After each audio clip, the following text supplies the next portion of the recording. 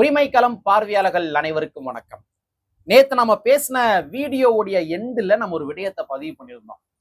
அதாவது அண்ணன் எவிடன்ஸ் கதிர் அவர்கள் இந்த கவின் படுகொலை விவகாரம் சம்பந்தமாக நேரடி கள ஆய்வுக்கு போயிருக்காரு. கவின் அவருடைய தாய் தந்தையரை சந்திச்சு பேசியிருக்கிறாரு. ஸோ அது எல்லாத்தையுமே தரவுகளாக தொகுத்து அவர் தன்னுடைய சமூக வலைத்தளத்துல பதிவேற்றம் செய்யறேன் அப்படின்ற மாதிரி அவர் போட்டிருக்கிறாரு. ஸோ நாளைக்கு எப்படியும் அவர் பதிவேற்றம் பண்ணிடுவாரு. அவருடைய பதிவை நம்ம பார்த்துட்டு அங்க என்ன நடந்துச்சு அப்படின்றத நம்ம ஒரு வீடியோ போட்டுருவோம் அப்படின்ற மாதிரி நேத்து நம்மளுடைய வீடியோட எண்டில் வந்து நம்ம பதிவேற்றம் செஞ்சிருந்தோம். ஏன்னா மற்ற கட்சிகள் மற்ற இயக்கங்கள் எப்படின்னு தெரியல, ஆனா அண்ணன் எவிடன்ஸ் கதிர் அவருடைய கள ஆய்வுகளும் அதனுடைய தரவுகளும் எப்பொழுதுமே உண்மைத்தன்மைகள் நிறைந்ததாக இருக்கும். நானே நிறைய சாதி ஆணவ படுகொலை சம்பந்தமாக பேசுகின்ற பொழுது அவருடைய பதிவை தான் ரெஃபரன்ஸா எடுத்து வந்து நிறைய பேசியிருக்கேன், சரிங்களா? ஸோ அதே மாதிரியே இன்னைக்கு சமூக வலைத்தளங்கள்ல அவர் வந்து பதிவு போட்டிருக்காரு. அங்க என்ன நடந்துச்சு அப்படின்றத ஒரு மிகப்பெரிய ஆர்டிகிள் மாதிரியே எழுதியிருக்கிறாரு. நீதி கேட்கும் கவின் சடலம் அப்படின்ற மாதிரி ஒரு டைட்டில் வச்சே அவர் ஃபுல்லா எழுதியிருக்கிறாரு.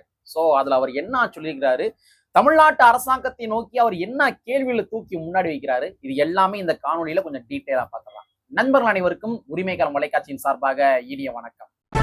நாங்க இப்படி வந்து பார்த்துட்டோம், இனி ஜென்மத்துக்கும் எங்களால குடிய முடியாது. அதனால நாங்க சண்டை போட போறோம். அண்ணன் எவிடன்ஸ் கதிர் அவர்கள் தன்னுடைய சமூக வலைத்தள பக்கத்துல நீதி கேட்கும் கவின் சடலம் அப்படின்ற மாதிரி ஒரு ஆர்டிகிளே ஃபுல்லா எழுதியிருக்கிறாரு. வாய்ப்பு இருக்கும் தோழர்கள் நீங்க அதை போய் ஃபுல்லா படிச்சுக்கங்க. நாம ஒரு காணொலி வடிவில் அவர் என்ன எழுதினாரோ அதையே நம்ம இங்க பதிவு பண்ணிடுவோம், சரிங்களா? அவர் என்ன டைட்டில் எழுதியிருக்கிறாரு, நீதி கேட்கும் கவின் சடலம் அப்படின்ற மாதிரி ஒரு டைட்டில் எழுதியிருக்கிறாரு. முதல்ல இந்த சுர்ஜித் யாரு, அதாவது கவினை படுகொலை செய்த அந்த சுர்ஜித் யாரு? அந்த சுர்ஜித் வந்து ஒரு ஆங்கில புலமை நிறைந்த ஒரு நபர். ஆங்கில படுகொலை செய்த அந்த சுர்ஜித் ஆங்கில புலமை நிறைந்த ஒரு நபர்.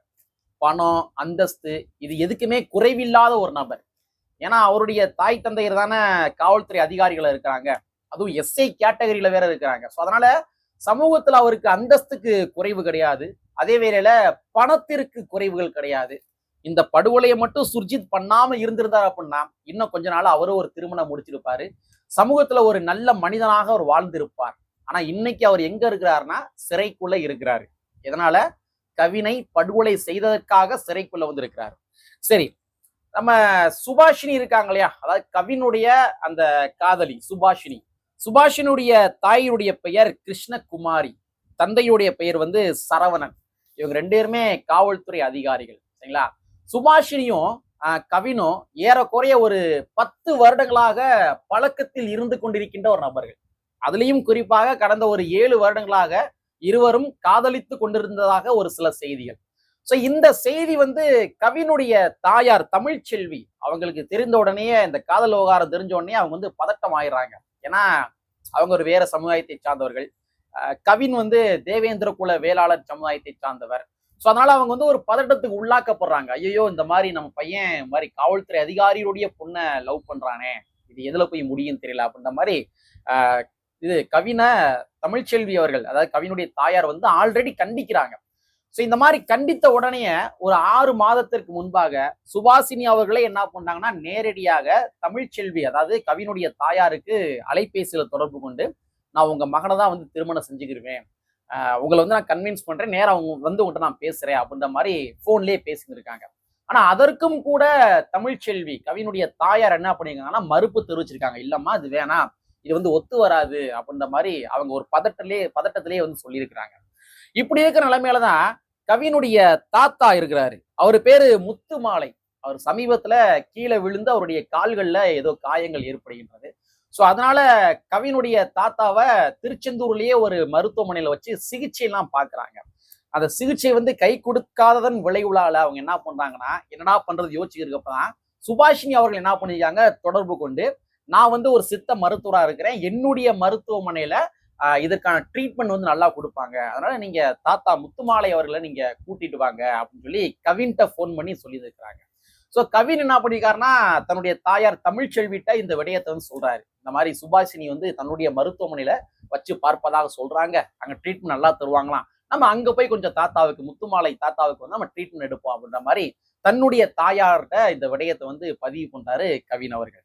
ஸோ இந்த மாதிரி சொன்ன உடனே தமிழ்ச்செல்வி கொஞ்சம் யோசிக்கிறாங்க. ஐயோ, நம்ம வந்து இந்த பொண்ணு வேணாம்னு சொல்லிக்கிருக்கோம், ஆனாலும் கூட இந்த மாதிரி தாத்தாவை கூட்டிட்டு போய் சிகிச்சை எடுப்போம்னு சொல்றாங்களே, நம்ம என்ன பண்றது? சரி, தாத்தாவை இப்போதைக்கு நம்ம அப்பா ரொம்ப முக்கியம், அதனால நம்ம கூட்டிட்டு போவோம் அப்படின்ற மாதிரி தமிழ்ச்செல்வியும் உடன்பட்டு என்ன பண்றாங்க, சரி வாங்க கிளம்புவோம் அப்படின்ற மாதிரி இங்க இருந்து நெல்லைக்கு வந்து பயணப்படுறாங்க. நெல்லையில இருக்கிற சுபாஷினி வேலை பார்த்து கொண்டிருக்கின்ற அந்த மருத்துவமனைக்கு போயிடுறாங்க. உள்ள போய் எல்லாருமே பேசிக்கிட்டு இருக்காங்க. பேசிக்கிட்டு இருக்க நேரத்துலதான் சுபாஷினுடைய தம்பி சுர்ஜித் நேரா அந்த ஆஸ்பத்திரிக்கு வரான். வந்தோடனே கவினை தனியா கூப்பிட்டு, இங்க வாங்க, உங்களுடைய காதல் விவகாரம் எனக்கு நல்லாவே தெரியும், என்னுடைய அப்பா அம்மாவுக்கும் இந்த விஷயம் தெரியும், ஸோ அவங்க வந்து இதுக்கு வந்து கன்வின்ஸ் ஆயிட்டாங்க, அவங்க திருமணம் சம்பந்தமாக உங்ககிட்ட சில விஷயங்கள் பேசணும்னு நினைக்கிறாங்க, வாங்க உங்களை கூட்டி வர சொன்னாங்க அப்படின்ற மாதிரி கவினை சுர்ஜித் அவர்கள் தன்னுடைய இருசக்கர வாகனத்துல உட்கார வச்சு கூட்டிட்டு போறாரு. கூட்டிட்டு போன இடத்துலதான் ஒரு இடத்துல தனியா வண்டியை நிப்பாட்டி வச்சு சாதி பேரை சொல்லி மறைத்து வைத்திருந்த அருவாளை எடுத்து கவினை படுகொலை செய்ததாக தகவல். அது வந்து உடல்ல வேற எங்கேயுமே வெட்டவே இல்லையாமா, தலையில தான் வெட்டிருக்காப்ல, தலை கழுத்து இந்த இடத்துல தான் வெட்டிருக்கான், வெட்டு அப்படியே படுகொலை வந்து செஞ்சிருக்கான். சோ இப்படிதான் கவின் படுகொலைக்கு உள்ளாக்கப்பட்டார். சோ இந்த இடத்துல அண்ணன் எவிடன்ஸ் கதிர் அவர்கள் என்ன சந்தேகத்தை தூக்கி முன்னாடி வைக்கின்றார் அப்படின்னா, அதாவது மருத்துவமனையில சுபாஷினி அப்புறம் கவினுடைய தாயார் கவின் இவங்க எல்லாருமே பேசிக்கிட்டு இருக்கிறாங்க. இவங்க மருத்துவமனைக்குள்ள பேசிக்கிட்டு இருக்கும் பொழுது அந்த நேரத்துல சரியாக எவ்வாறு சுர்ஜித் வந்து நேரம் அங்க வந்தான், இதுதான் அவருடைய அண்ணன் எவிடன்ஸ் கதிருடைய ஒரு முக்கியமான கேள்வி. ஏன்னா ட்ரீட்மெண்ட்டுக்கு நீங்க வாங்கன்னு சொல்லி சுபாஷினி அவர்கள் போன் பண்ணியிருக்கிறாங்க. சரி, ட்ரீட்மெண்ட் எப்படி செஞ்சிருவாங்க, எப்படி செய்வாங்க அப்படின்னு நம்ம தெரிஞ்சுக்கலாம் அப்படின்ற மாதிரி அங்கிருந்து இவங்க பயணப்பட்டு நெல்லைக்கு வந்திருக்காங்க, கவினுடைய குடும்பத்தார் வந்திருக்கிறாங்க. அப்ப இந்த மாதிரி இவங்களுக்கு இடையில இருக்கிற இந்த கம்யூனிகேஷன் எப்படி சுர்ஜித்துக்கு தெரியும்? அதுவும் கரெக்டா அந்த நேரத்துல அவங்க பேசி கொண்டிருக்கின்ற நேரத்துல எவ்வாறு சுர்ஜித் நேரடியாக வந்து கவினை மட்டும் தானாக அழைச்சிட்டு போனான்? அப்ப சுர்ஜித்துக்கு ஆல்ரெடி கவின் இங்க வருவதாகவும் இங்க மருத்துவமனையில பேசி கொண்டிருப்பதாகவும் இது எல்லாமே தகவல் ஆல்ரெடி பகிரப்பட்டுள்ளது. சோ சுர்ஜித்துக்கு யாரு இந்த தரவுல பகிர்ந்தது? கவின் இந்த டேத் இங்க வருவாங்க, இந்த ஆஸ்பத்திரிக்கு வராங்க, அவன் இப்படி கூட்டிட்டு போ அப்படின்ற மாதிரி இந்த தரவுகளை சுர்ஜித்துக்கு யாரு பகிர்ந்தது? சோ இது மிகப்பெரிய ஒரு கேள்வியாக அண்ணன் எவிடன்ஸ் கதிர் அவர்கள் வந்து சமூக வலைத்தளங்களை தூக்கி முன்னாடி வைக்கிறாரு. அது மட்டும் கிடையாது, தமிழ்நாட்டு அரசாங்கத்தை நோக்கி அண்ணன் எவிடன்ஸ் கதிர் அவர்கள் தரவுகளோட சில பல கேள்விகளை தூக்கி முன்னாடி வைக்கிறாரு. அதாவது கடந்த 2019 வருடம் இருக்கு இல்லையா, 2019 வருடத்துல ஓசூர்ல நந்தி சுவாதி அப்படின்ற மாதிரி ஒரு ஆணவ படுகொலை வந்து நடக்குது. சோ அந்த படுகொலை நிகழ்ந்த பொழுது நம்ம மாண்புமிகு முதலமைச்சர் அவர்கள், தற்போது இருக்கிற முதலமைச்சர் அவர்கள் மு.க. ஸ்டாலின் அவர்கள் அப்பொழுது எதிர்கட்சி, 2019 எதிர்கட்சி.